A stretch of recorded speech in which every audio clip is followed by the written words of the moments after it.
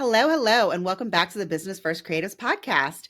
Today, we are going to be chatting about two subjects that I feel I am the least competent to discuss.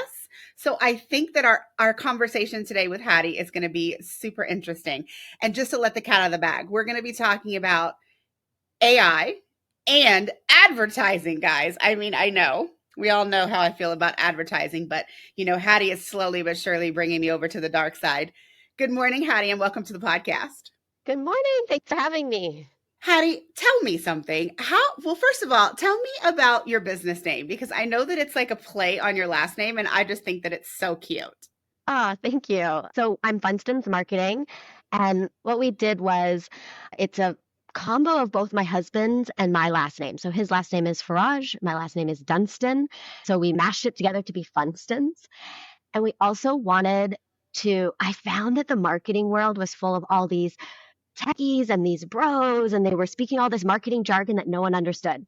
So I was like, how can we bring fun back to marketing? So worked out well. I'm like, Funstans Marketing, that's got to be it. And we call our community Funsters and the Fun Times newsletter and fun, fun, fun. I like to I mean, colorful, as you but can see. I really appreciate it when people do that because it was something that I didn't really realize. Someone said one time, "Oh no, Colie, your Instagram is so much fun. It makes me feel like systems could be fun." And I was like, "Really?" And then I was like, "Oh, well, maybe I should lean into this a bit more because I mean, I'm always talking about Disney. And while I often tie it to, hey, I was writing Dumbo and someone paid me today, I mean, I do make that connection. I'm like, I've never really thought about the fact that I'm always having fun on my Instagram, and other people think, well, hey, if Colie can do all the systems work and she's still having this much fun, maybe I can have fun with systems too. And I was like, okay, that's like weird, but I'm going to lean into it. Totally. And advertising and paid ads is so dry sometimes, and it's data analysis and math. And so, yeah, I lean into the fun and the colorfulness and the creative as much as I can too. Yeah, so let's get into that. Let's talk about how you are in a very bro marketing area. How did you get started in advertising and specifically running people's Facebook and Instagram ads for them as an ads manager? I started out as a social media manager. I was also writing blog posts. I was kind of a jack of all trades. I was a unicorn of the marketing world. Mhm. And then I really just honed in on I love being creative. I love interior design. I love graphic design, but I'm also very analytical and I love data and I love finding patterns and I love numbers. And so the more I started doing kind of everything, I realized, well, Facebook and Instagram paid ads, really, you have to be super creative. You have to stop people's scrolls. You have to get their attention. But then you also need this amazing strategy on the back end, and you need to understand numbers and conversion rates and opt-ins. And so I was just like, oh my gosh, it's like combining my Mhm. two loves, and I get to play in both worlds. But I actually started out as a jewelry designer, and then people started asking me, who does your marketing and who does your blah blah blah, and I was like, well, I do, and do you want I me to do it do. for you? Ah, Slowly snowballed, and yeah, that's how it started. no, and that's awesome. And guys, in case you haven't figured it out, this is why I'm obsessed with Hattie. Because it's funny when people are like, oh no, Colie, you're so creative. Like, even though I'm a photographer, a lot of the times I don't see that as like a creative adventure. And I know that seems really silly, but like I make my films in a very analytical way.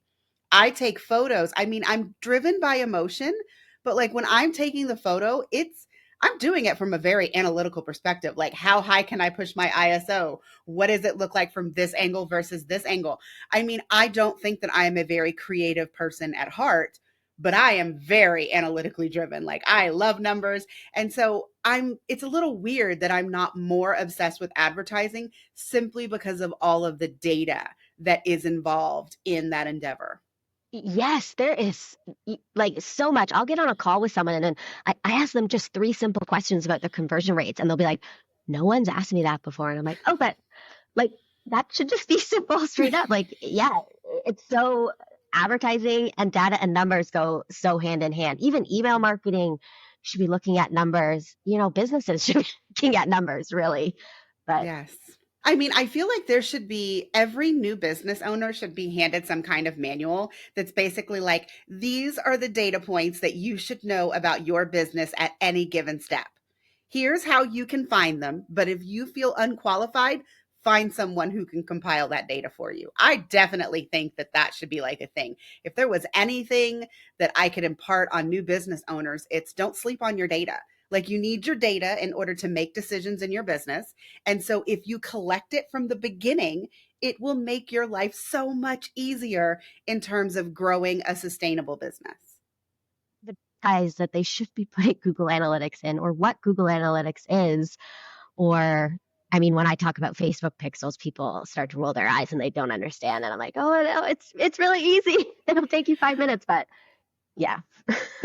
I mean, and I feel like websites make it so much easier now for you to get your Facebook pixel. I mean, especially if you have a WordPress blog. I mean, it's just a plugin, and then you just copy your little code and you just stick it in, and then bam, you are ready to go. But anything related to tech gives a lot of people anxiety. And that's why it's Yes. fabulous that they can hire people like you who understand not only the analytical side with the data, but also just how to set up the tech and funnels. I mean, I'm sure at some point in today's conversation, we're going to talk about funnels, but like there are just so many moving pieces in a funnel that the average business owner often has this one tiny piece that's like not set up correctly, your tags aren't working, and then all of a sudden the rest of your funnel is garbage.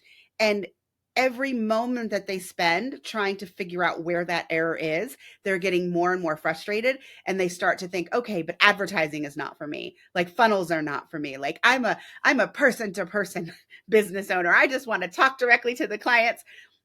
And it's like, yeah, but you could get a huge return on investment. And I know that funnels are complicated, but like once they work, they work. And so if you just, hire someone or spend a little bit of time to get it right, you will, in fact, get your return on investment back very quickly. Yes, and I always tell people just be frustrated on the first funnel and get your frustrations out and work on Hmm. it. And then you can just duplicate, you'll get so good at that first funnel that you can just duplicate it then for your other offers or your other projects. But really it's setting up that first funnel that is so hard for people to wrap their minds around, that I see a lot of I have to help a lot of people with that before we can even run Yeah. ads. I mean, I had Angela Tan on the podcast recently, but she said that the first funnel that most people try to set up is like a lead magnet. Is that the one that you are currently, suggesting that everyone start with is a simple lead magnet? Whether, I guess, does it matter if you're running paid ads or not? Like, is that where everyone should start in terms of bringing new leads into their business? I love that question. Yes, I think everyone should start with a lead magnet, but be more creative with your lead magnet. So I'm in my sales funnel intensives and with my clients, I'm pushing custom GPTs and I'm pushing chatbots as lead magnets, trying to be more unique than just download my PDF or download my ebook. Hmm. So I think lead magnets are a beautiful thing to bring awareness to your top of the funnel. Even if you're not running ads, you can still run it organically on your social, through emails, try to grow your list and prove your offer before even running ads, prove that funnel. But I'm really trying to get people to think of really unique outside the box lead magnets, whether it's, private podcasts, little custom GPT chatbot. I'm really trying to push chatbots on people because it's Hmm. so unique and it instantly gives a win to the customer. And you can program the chatbot to say, hey, if you enjoyed this, come join my membership. I'll give you 25% off your first month. Or, hey, if you enjoyed this, let's book a one on one coffee date and see if systems would be good for you or whatever it is. So you can Yeah. really train the chatbot to be your salesperson for you or get them on that call or get them on that next step in that funnel. Okay, we are less than 10 minutes in, and you mentioned AI, which is, of course, why I brought you on the podcast. I was listening to you in an audio summit, and I dropped into your Instagram DMs, and I was like, oh my gosh, Hattie, you have to come talk about this on my podcast. Please and thank you. So, to kick us off in like the AI track, can you tell me first how you are using AI for marketing in your own business before we hop over to advertising and then also what you do for your clients? Yes, Colie, I use AI for literally everything. I can't remember what we did without it. And then when I meet someone who's not using AI, I'm like, how are you still functioning in this business world? But yeah, it's absolutely. I use it for sales funnels, ideas, lead magnet ideas. I'll take an email. I love writing my own email and adding, of course, our own human and our own sparkle to it. And I'll take my emails and I'll upload it to Gemini. I'll upload it to Meta and I'll upload it to ChatGPT and I'll ask it to improve the copy. And I like to see between the three big guys that I use who gets my brand voice the most and who kind of corrects the Mhm. email like I want it to be. So I use it for email marketing, TikTok scripts, Instagram scripts. I use it. I really like to think of ChatGPT as kind of my assistant, and her name is Isabella, and she is this eager marketing intern who really wants to please me. And so I bounce ideas off of her, and she just does. She goes above and beyond. She maps out quarter 3 plans. I'm using her right now to map out a quarter 3 plan. I have 2 AI chatbots that I've designed with her. One is to help customers, since we're so close to our own marketing, it helps people Mhm. find out what their customers' desires and pain points are so they can sell more and get their messaging right. And then I have another chatbot that I use AI for to help people brainstorm their own lead magnets and their own custom GPTs. So honestly, and I use it in my personal life. Like on the weekend, I took a picture of a windsurfer and I said, "How can we fix this windsurfer?" And it told me, "Order this piece on Amazon." And I was like, "Thank you." Like I just, Oh my eh, gosh. you name it, if you can imagine it, AI can help you with it. That's the way I like to say it. I mean, first of all, I love that you named your assistant Isabella. So I talk about my automation assistant. Her name is Ashley because automation Ashley, I can't help myself. Amazing. And you just speak so passionately about AI in the same way that I talk about Airtable. Like I am literally obsessed. I just can't figure out. And plus, I mean, I don't know if you know this, but Airtable now has AI built into it to where in particular fields you can actually do things. Now, I haven't explained it enough or explored it enough to have a coherent conversation, but I feel like we should touch bases after I've had a chance to like really go through it and work and see what its capabilities are. Yeah, because I love that all these other companies like Zoom is coming out with AI, Notion's coming out with AI, Airtable apparently. I would love to know though whether they have any ground to stand on compared to Meta AI or Gemini or ChatGPT. Like are Mhm. yeah, we'll touch base afterwards whether Airtable AI is up to snuff, I guess. Yeah, so let's talk about Meta AI because I literally did not know that Meta had its own AI until I heard you say it on that summit presentation that I listened to. So, what is the benefit of, or maybe I should ask you, how is using the Meta AI different than, say, ChatGPT, which I think is the one that most people are most familiar with? Yeah, ChatGPT really paved the way. And in November of 2022, when they launched to the public, that was revolutionary. That was just insane. So everyone knows ChatGPT, but what I love, and most people don't even realize, is Meta AI. And you've probably noticed when you go onto Instagram, they've got the little blue circle now, and it's kind of annoying because they like suggest, hey, do you want to go on a road trip or plan whatever the annoying little suggestions are that people think is the AI with Facebook or Instagram. But that's just Facebook and Instagram experimenting and doing something weird. That is AI. But if you go to a browser window on your desktop and you type in meta.ai, you will get a program that looks very similar to ChatGPT or Gemini or Claude or any of these other ones. And you will have your chats on the side, and it is an AI language bot and Colie. It will rock your world because if you're one of like the OG members of Facebook, like I've had Facebook, I think we're coming up to 20 years. So it has so Whew. much knowledge on me. It has trillions and trillions of data points. And so I didn't have to train it the way I had to train ChatGPT to find my brand voice, to find my tone, to find the words that I hate to use in my marketing or the words that I love to use because it knew. Like every time I would say, I like to still test because Meta AI is new. So I still test between Gemini, Meta, Mhm. and ChatGPT. And Meta, she just wins. She just is a convert. She's lovely. She really gets my brand voice. So juicer a lot of the time. Yeah, so let's actually talk about this training because I know what it is, but I feel like some people don't really understand what that is in terms of AI. Because I know that the first few times that people dive into AI and they ask it a question, like, first of all, ChatGPT lies. Oh, Like, I just feel like everybody should understand this. Like, you ask her a question, and sometimes what she gives you is absolute bullshit that makes no sense. And you're like, what? Like, how is that relevant to what I asked you? If it doesn't know an answer, it tries its hardest to give you an answer. And so sometimes that answer is like, okay, maybe. And other times it's like, are we speaking the same language? Like, I'm speaking English. Do you understand English? That kind of thing. So the thing about that Meta caught my eye when you were talking about it was when you said you don't have to train it as well because it already, I mean, Instagram, I've been on Facebook, but like my personal, like I don't know that I've used my personal Facebook as much as most people, but in particular for Instagram, I've been using it for my business for years. So I do feel like it has a lot of posts. I have talked in my natural voice. Like it should know that I love to cuss. It should know that I love Disney. And then there's just, more nuanced things with the language. But a lot of people will ask any kind of AI a question.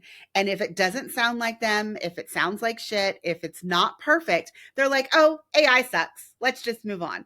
But the most important part of AI, just like when you hire an assistant in your business, is to train it. So, what does that mean and how does one do that? Colie, I love that you brought this up because I get so many frustrated business owners coming to me saying, well, I tried it and it sounded terrible and ended up editing the whole thing myself. And, I could have just done that from the beginning. And I'm like, but did you tell it like what your business even does? Did you tell it your tone? Are you casual? Are you upbeat? Are you professional? Did you give it examples of your writing? Like I would spend half a day probably at the beginning and I would upload old emails that performed really well. I would upload old captions and I would say, this is my writing style. This is my inspiration. This is who I am. These are the words I use. If you have a brand guide, you can upload that now to ChatGPT. Anything that you would give your intern or your marketing director, Mm-hmm.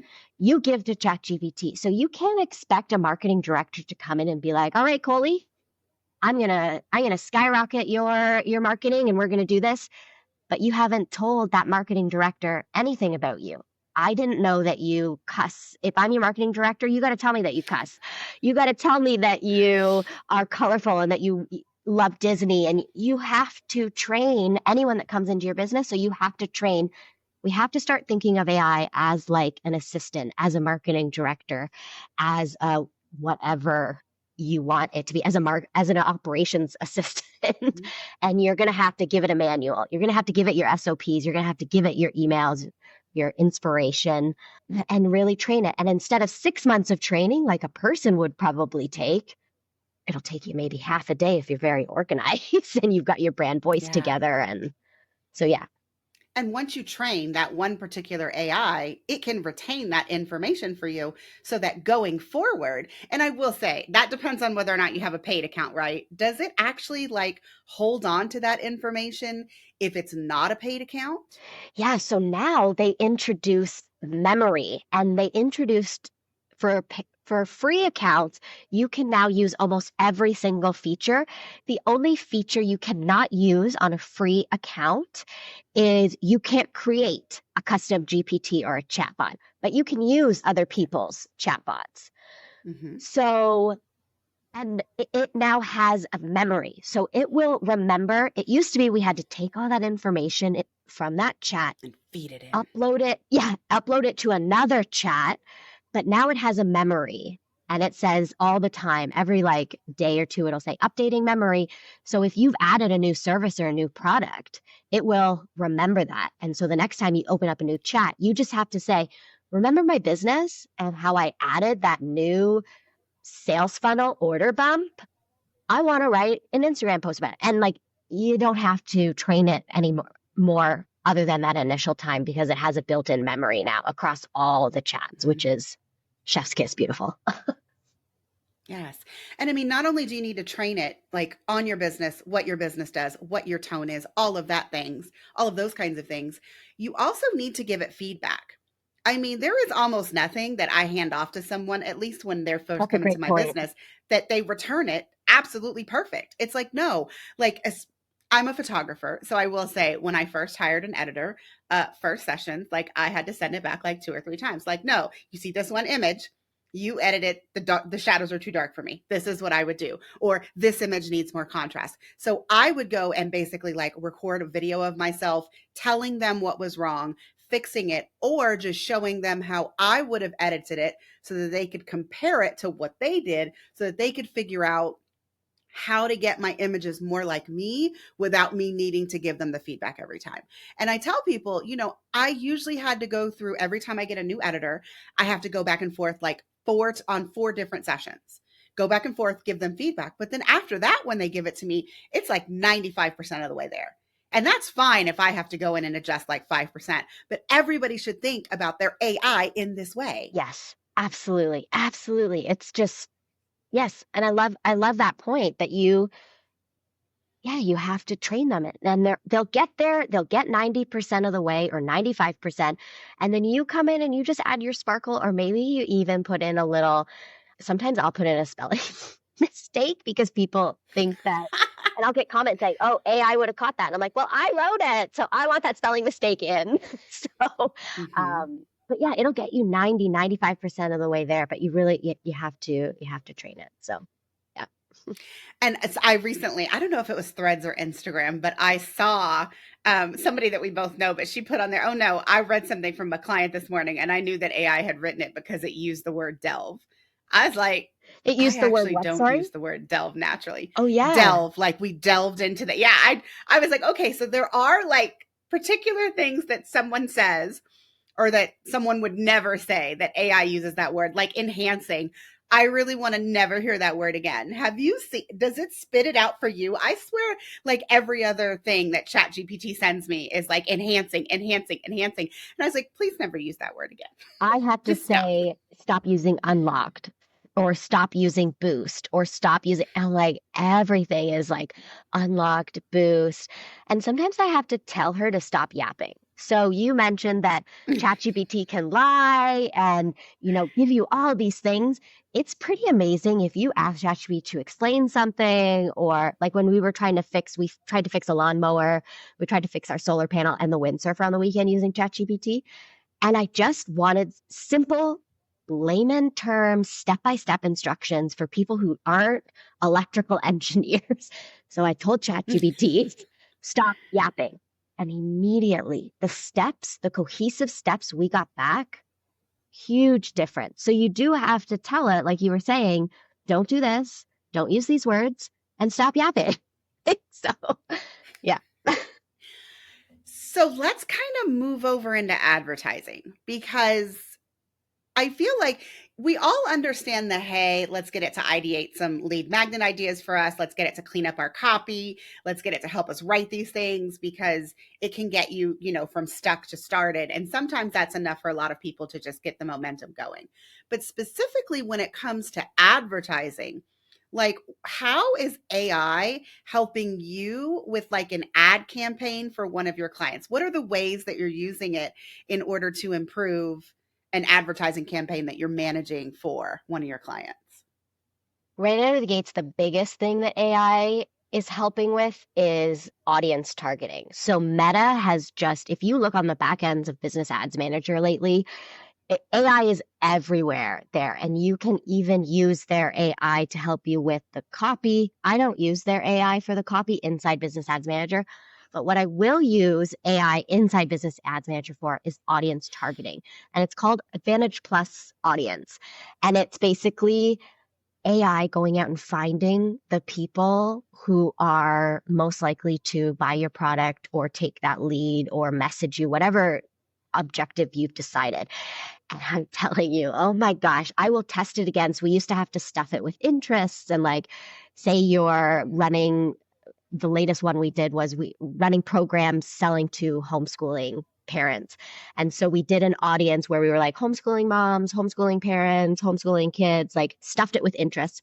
And then we did an audience that was the Advantage Plus audience, AI. And the leads are, I mean, AI, it's just so much smarter than us now. So the interest based, yeah, we were still getting good leads. It was costing us $3 per lead, but the AI Advantage one, the audience AI was bringing back $1.50, like almost 50% less Mm, cost per lead. And I was just like, oh my gosh, it doesn't work for everyone. There's still a few clients that I've worked with that AI doesn't quite get the audience placement right. But for most of our clients, I'd say 70% of our clients, that AI audience targets better than what we can figure out.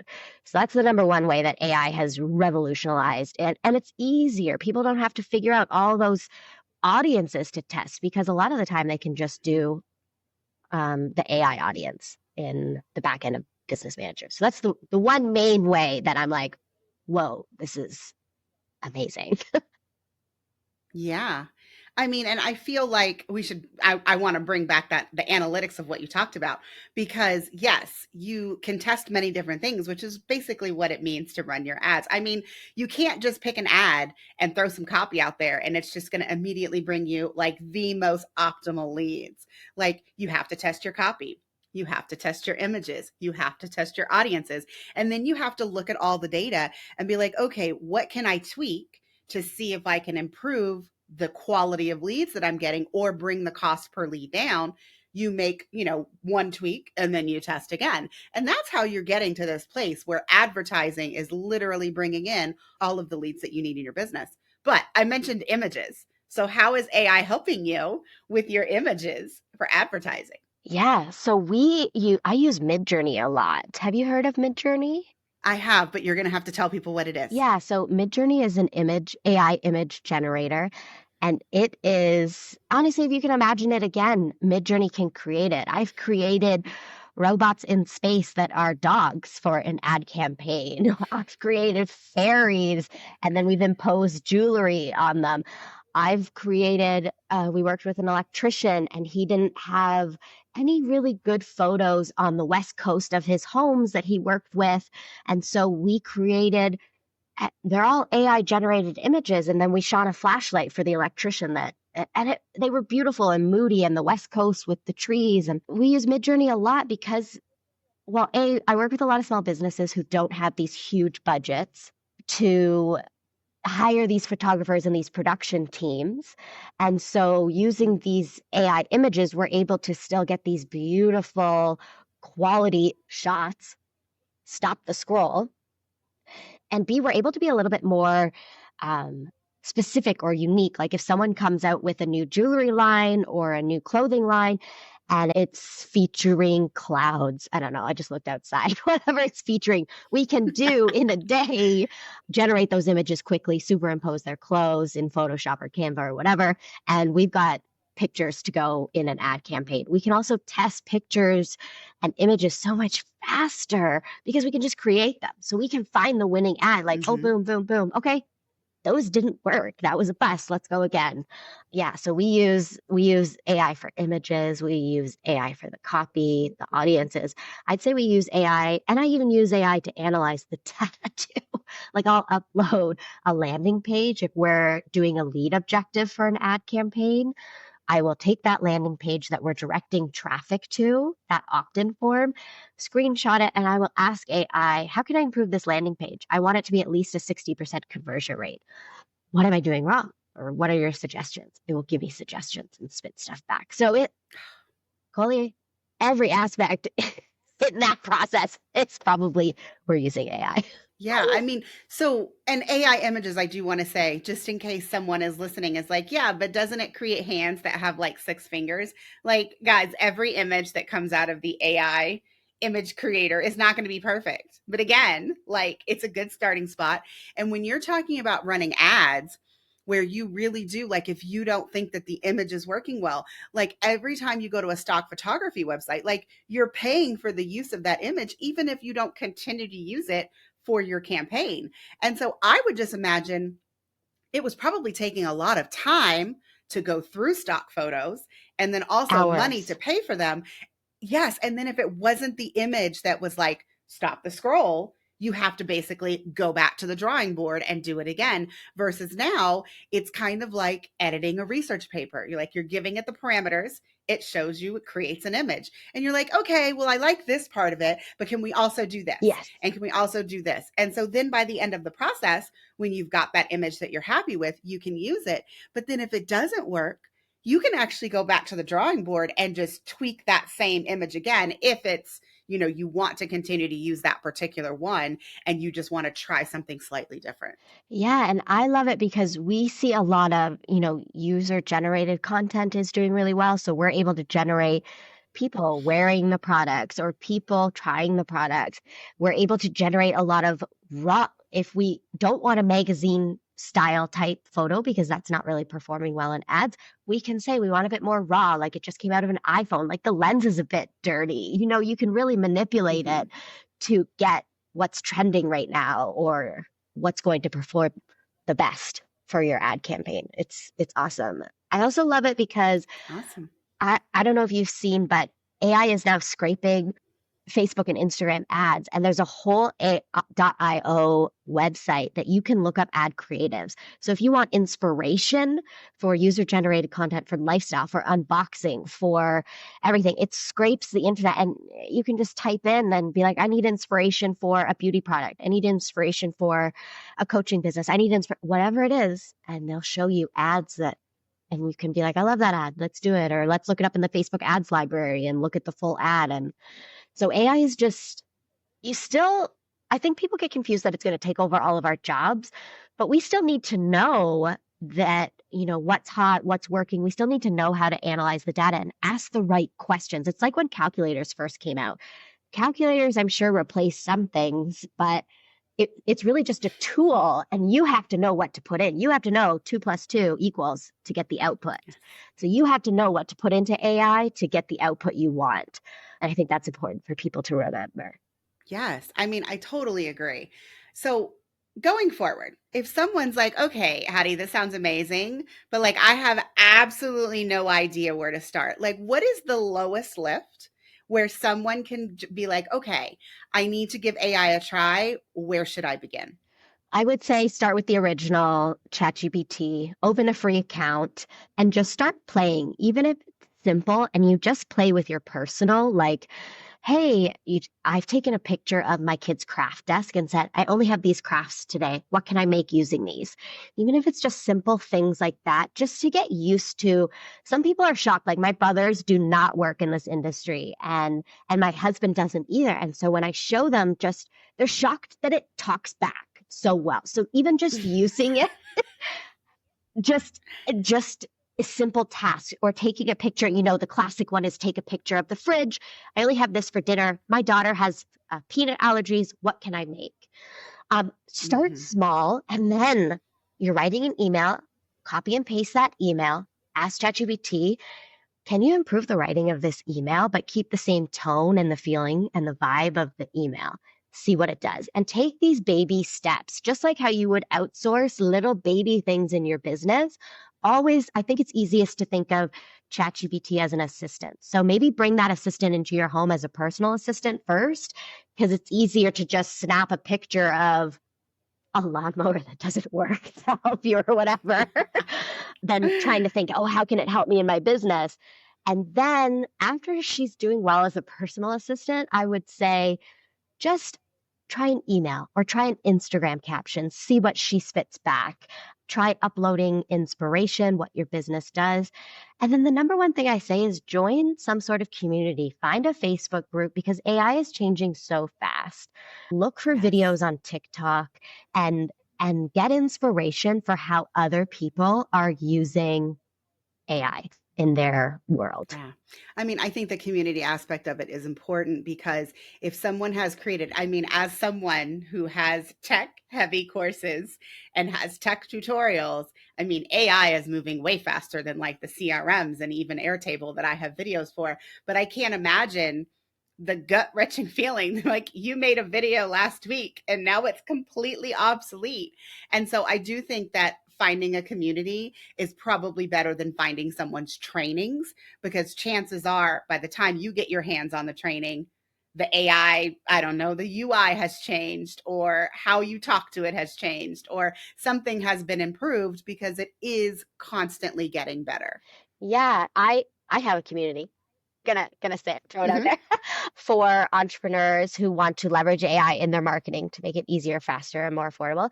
And I can say we did chatbots in December, but they have changed so much again that I last minute last month I was like, okay, guys, we're doing chatbots again, and we all got on a call, brainstorm chatbots.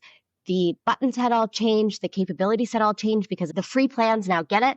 So we changed what the theme was, and it does just change so fast. Or people come up with really cute ideas in the community. Like one girl used it for a dating profile. We'd never have thought of that. So Hmm. yeah, like just learning from other people how they're doing it, I think is just so key. And so listening to these podcasts is Yeah. great too. Yes. All right, everyone. I hope that this conversation with Hattie has sparked your interest to use AI more in your business and perhaps your personal life. So, if you are interested in getting started in AI, don't you worry. I am going to have all of the links in the show notes. That is Hattie's website, a link to her community, a link to her two chatbots that she mentioned earlier in this conversation. And if you do start to use AI in your business, I would love it if you would just hop into my Instagram DMs at Colie James and let me know what you think. Hattie, thank you so much for joining me. This was an awesome conversation. Oh, thanks for having me. I love chatting about AI. This is an amazing way to start my morning. Yes. All right, everyone. That's it for this episode. See you next time.